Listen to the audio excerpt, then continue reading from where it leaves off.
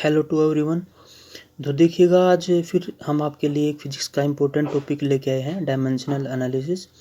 तो वीडियो शुरू करने से पहले मैं आपको एक बात बताना चाहूँगा कि आप इस बात का ध्यान रखें कि जब भी आप वीडियो को देखें तो शुरू से लेके लास्ट तक ज़रूर वीडियो को देखें।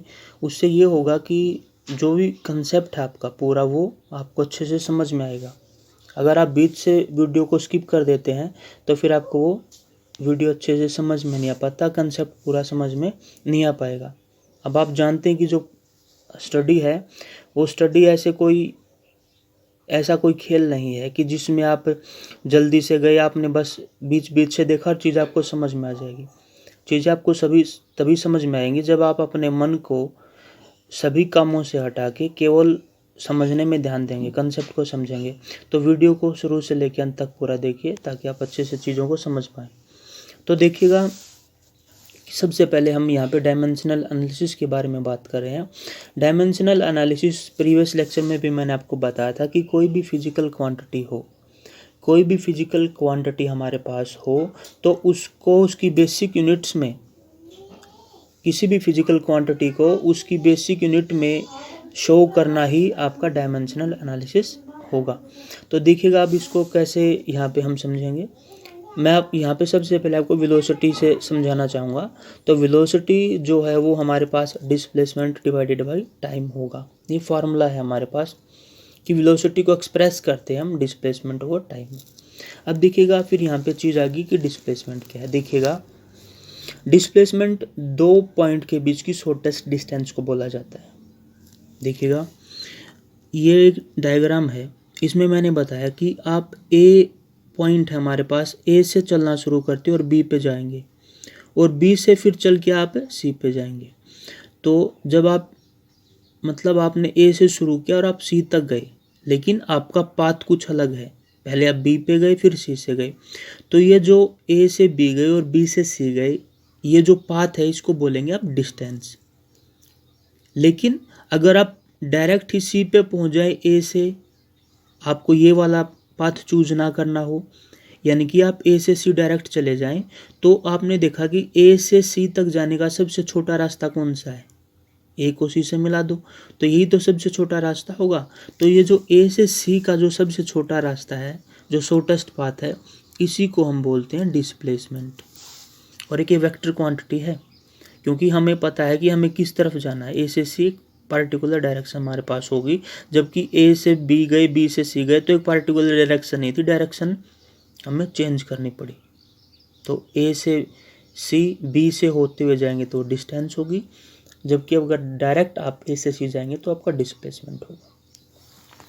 तो ये तो थी डिस्प्लेसमेंट की कहानी। अब फार्मूला यही होगा कि हमने कितना डिस्प्लेसमेंट किया है, कितना जो है पाथ ट्रेवल किया है, और कितने टाइम में ट्रेवल किया है, तो वो हमारे पास वेलोसिटी होगी। तो ये जो डिस्प्लेसमेंट है, अगर आप देखें तो ये है क्या? इनडायरेक्टली एक पाथ ही तो है।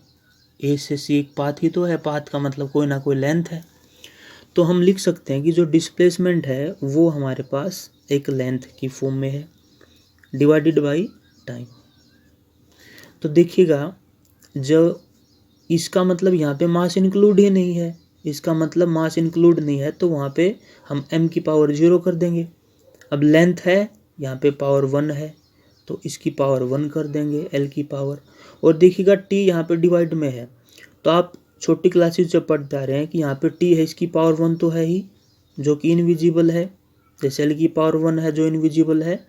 तो जब आप इसकी पावर जो 1 है, जब आप इसको ऊपर लेके जाएंगे तो नेगेटिव हो जाएगी। आपको पता है, अगर ऊपर पावर नेगेटिव हो, उसको नीचे लेके आएंगे तो पॉजिटिव, और पॉजिटिव से अगर ऊपर लेके जाएंगे तो नेगेटिव हो जाएगी। तो ये हमारे पास जो टी था ये आपका माइनस हो जाएगा। तो हमने देखा कि वेलोसिटी का डायमेंशनल फार्मूला m0 l1 और t1 हुआ। इसको आप सिंपल l t-1 भी लिख सकते हैं, और इसको आप ऐसे स्क्वायर ब्रैकेट में रख देंगे, तो ये डायमेंशनल फार्मूला होगा हमारा डिस्प्लेसमेंट का।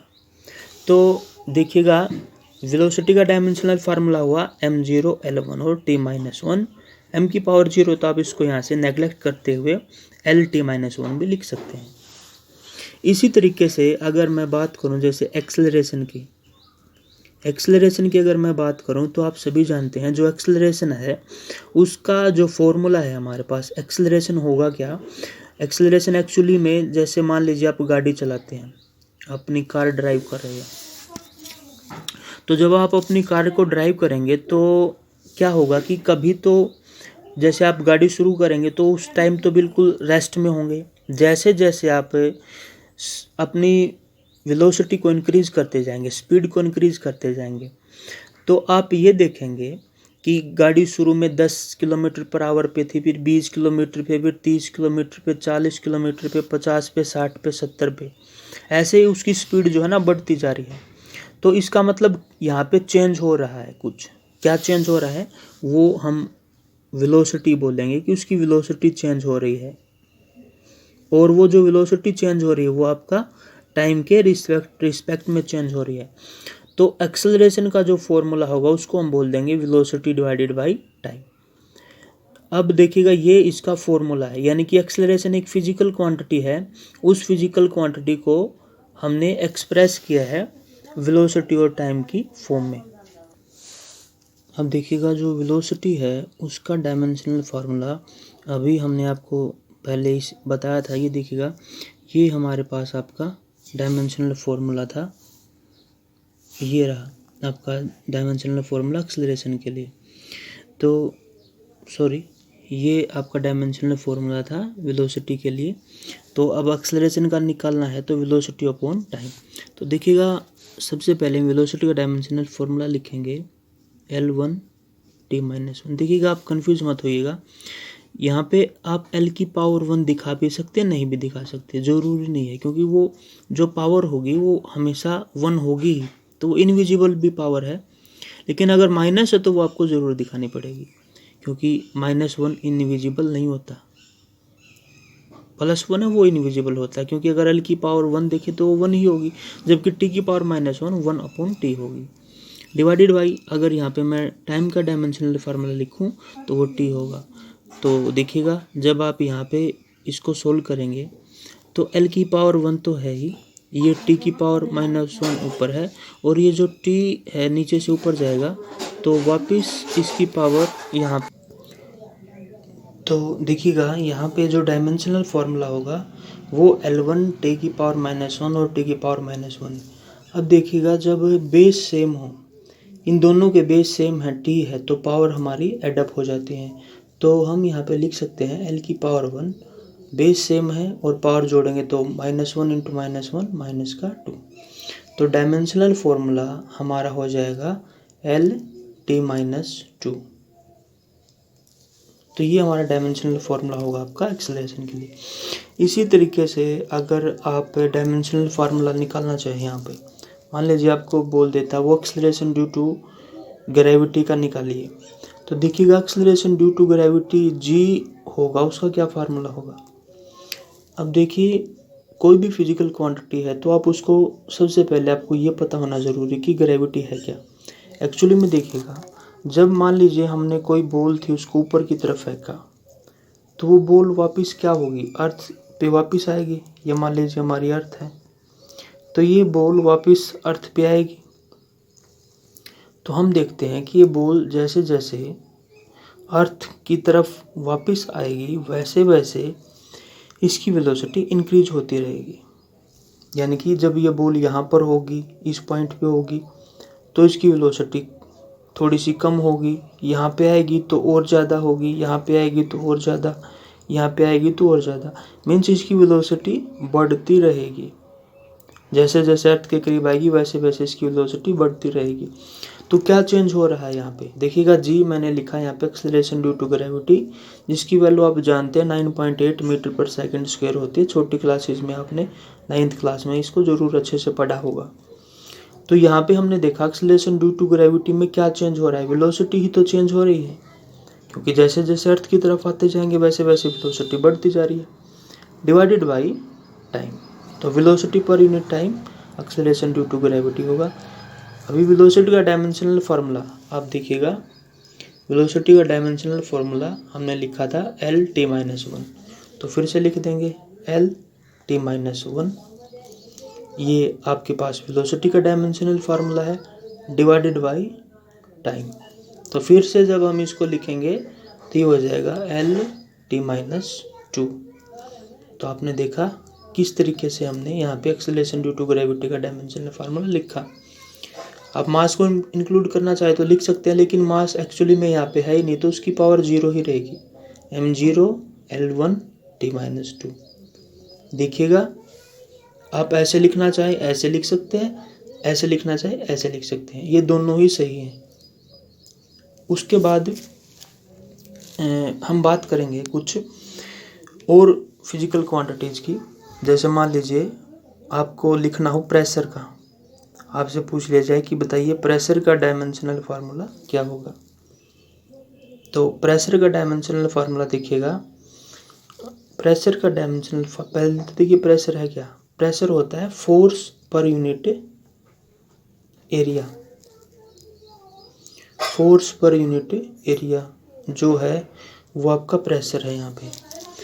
यानी कि कोई हमारे पास एरिया है दिया हुआ और उसके ऊपर कितना फोर्स लग रहा है, तो वो प्रेशर के बारे में आपको बताएगा।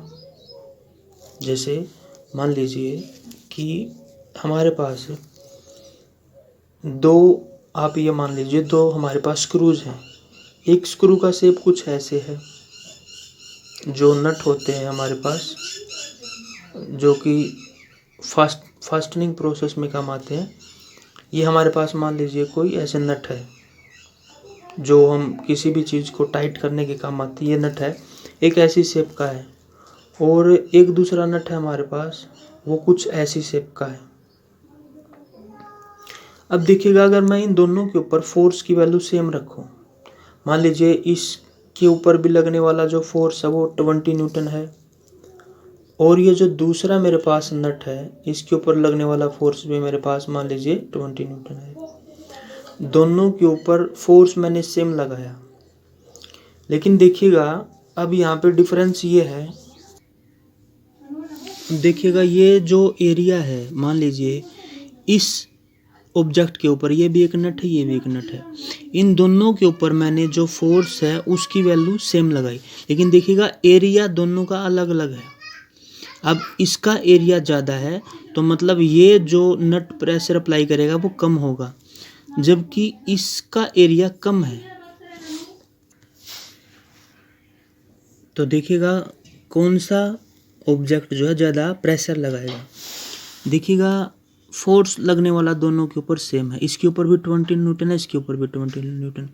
अब इसका जो एरिया है अगर आप देखें तो ये एरिया है जो फोर्स लगाएगा, और यहाँ पे ये है। तो फार्मूले पे आइए एक बार। फार्मूला क्या बोलता है कि अगर एरिया कम होगा, क्योंकि प्रेशर और एरिया एक दूसरे के इन्वर्सली प्रोपोर्शनल है, यानी कि अगर एरिया की वैल्यू ज़्यादा हो जाएगी तो प्रेशर अपने आप कम हो जाएगा। तो देखिएगा यहाँ पे इसको आप ऑब्जेक्ट 1 लिख सकते हैं, इसको 2 लिख सकते हैं। जो ऑब्जेक्ट 1 है उसका एरिया ज़्यादा है, आप देख सकते हैं नीचे से एरिया ज़्यादा है, जबकि ये एरिया हमारे पास है कम है। तो एरिया कम तो प्रेशर ज़्यादा, इसका मतलब ये जो नुकीला वाला ऑब्जेक्ट 2 है ये ज़्यादा प्रेशर लगाएगा क्योंकि इसका एरिया कम है, तो ये प्रेशर है। आप जानते हैं जैसे आपने दीवार में कोई कील लगानी होती है तो उसको आगे से नुकीला रखा जाता है।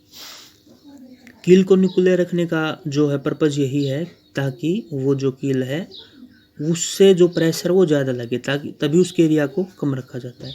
तो ये हमने देखा कि यहाँ पे, तो आपने देखा ये जो प्रेशर है इसका फार्मूला होगा फोर्स पर यूनिट एरिया। आपने इसको प्रैक्टिकली समझ भी लिया।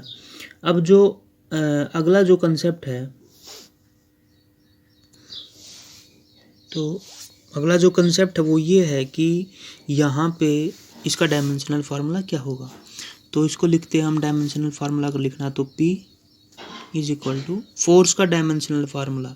देखिएगा फोर्स का डायमेंशनल फार्मूले की आपको यहाँ पे ज़रूरत पड़ेगी। तो फोर्स का डायमेंशनल फार्मूला आपको पहले लिखना आना चाहिए।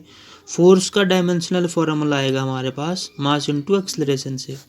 मास का होगा m1 और एक्सेलरेशन का देखिएगा अभी अभी हमने आपको बताया था यहाँ पे कि ये होगा L_t-2, यानी कि L⁻⁴ t-2। ये डायमेंशनल फार्मूला हुआ हमारे पास किसके लिए, फोर्स के लिए। तो प्रेशर का आप कैसे लिखेंगे, फोर्स पर यूनिट एरिया है, तो फोर्स का तो डायमेंशनल फार्मूला भी लिखा हमने m1L1T-2 डिवाइडेड बाई एरिया का लिखेंगे। तो देखिए एरिया क्या होता है, एरिया होता है लेंथ इंटू ब्रेड्थ। अगर एरिया का आप डायमेंशनल फार्मूला लिखना चाहें तो वो होगा लेंथ इंटू ब्रेड्थ। अब लेंथ भी क्या है, लेंथ का डायमेंशनल फार्मूला तो डेफिनेटली एल ही हो जाएगा। और जो ब्रेड्थ है, ब्रेड्थ का मतलब क्या होता है, देखिएगा जैसे ये मेरे पास कोई ऑब्जेक्ट है, ये एक रेक्टेंगुलर ऑब्जेक्ट है, तो ये इसकी लेंथ होगी और ये इसकी ब्रेड्थ होगी। तो अगर आप देखें तो ये लेंथ है, तो ये एक तरीके से देखें तो इसका डायमेंशनल फार्मूला तो एल ही है। लेंथ तो फंडामेंटल क्वांटिटी है, लेंथ को तो लेंथ में ही मेजर करेंगे। ये इसकी ब्रेड्थ है, तो ब्रेड्थ भी तो क्या हुई, एक तरीके से आप देखें तो 2 पॉइंट के बीच की डिस्टेंस ही तो है, इसका मतलब वो भी तो लेंथ में ही होगी। तो इसका मतलब एरिया को हम लिख सकते हैं, बी को भी हम एल में लिख देंगे। लेंथ तो फंडामेंटल है, ब्रेड्थ भी लेंथ में ही मापी जाएगी क्योंकि एक डिस्टेंस है, तो इसका डायमेंशनल फार्मूला होगा एल स्क्वेयर। तो हम यहाँ पे लिख देंगे प्रेशर में, प्रेशर का फॉर्मूला था force per unit area, force का डायमेंशनल फार्मूला m1L1T-2 और एरिया का हो जाएगा यहाँ पे एल स्क्वेयर। तो आप देखेंगे यहाँ पे जो डायमेंशनल फार्मूला होगा वो होगा हमारे पास m1। अब देखिएगा l की पावर 1 है ऊपर, ये l की पावर 2 पर जाएगा तो ये माइनस का हो जाएगा, l-2 हो जाएगा, और ये t स्क्वायर माइनस का पहले से ही है। अब आप जानते हैं कि अगर हमारे पास बेस सेम हो तो पावर एडअप हो जाएंगी, ये बेस सेम है l है तो पावर एडअप होंगी, 1 में -2 को ऐड करेंगे तो माइनस का 1 होगा, t-2।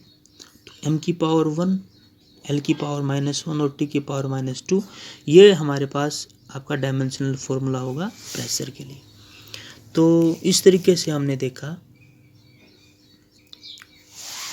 स्टूडेंट्स हमने कि किस तरीके से हम फार्मूलाज, डायमेंशनल फार्मूलाज लिख सकते हैं। स्टूडेंट्स आई होप आपने इस वीडियो को पूरा लास्ट तक देखा होगा, आपको चीज़ें समझ में आई होंगी। फिर भी अगर आपको कोई डाउट हो तो आप कमेंट बॉक्स में कमेंट करके अपने डाउट पूछ सकते हैं। वीडियो पसंद आया हो तो लाइक करें, चैनल को सब्सक्राइब करें, शेयर करें और लास्ट तक ज़रूर देखें। साथ साथ अपने कॉपी पेन लेके नोट्स बनाते रहें। अगर कोई समस्या आती है तो आप हमें ज़रूर बताएं। Thanks for the watching.